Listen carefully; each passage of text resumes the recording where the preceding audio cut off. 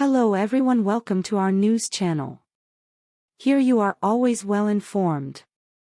I ask you to subscribe, leave your like and thank you. Nigeria stunned co-hosts Australia at the Women's World Cup on Thursday, earning a famous 3-2 victory.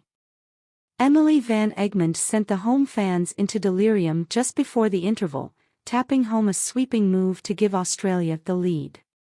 With the stadium bouncing as the Australia fans celebrated, Uchenna Kanu delivered the first sucker punch to dampen the mood at the Brisbane Stadium, somehow managing to scramble home a scuffed cross to score Nigeria's first goal of the 2023 tournament.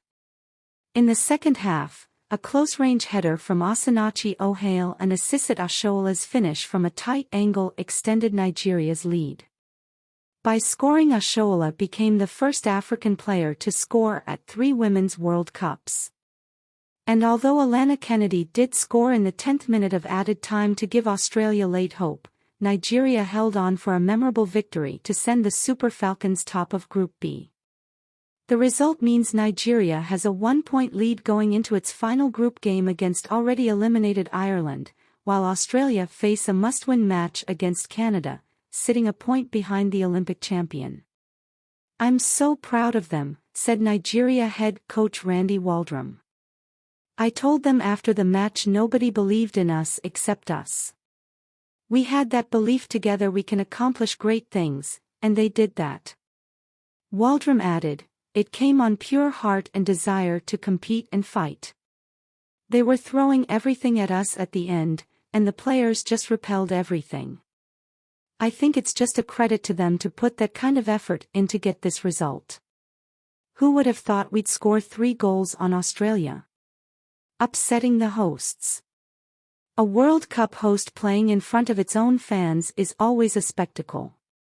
An energetic crowd, full of energy and song, cheering on their favorite players decked out in their home kit, and at the Brisbane Stadium, it was no different. The bouncing fans, in their gold and green kits, serenaded the Matildas in their game against Nigeria, both teams' second match of the Women's World Cup.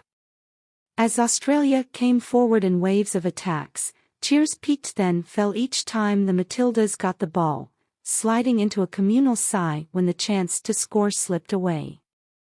A drum beat marked time in the background as Australian fans spontaneously broke into a synchronized clap, willing their team to the other end of the pitch.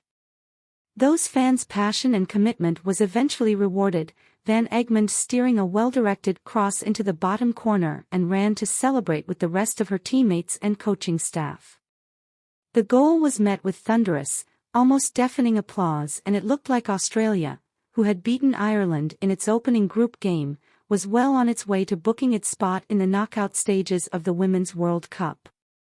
But the Super Falcons had other ideas.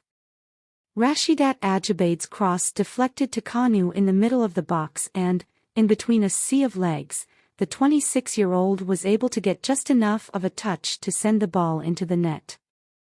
There was euphoria from the vastly outnumbered supporters of Nigeria in the crowd who were on their feet waving flags and jumping up and down seconds after the equalizer, while the Australian fans looked despondent and dejected.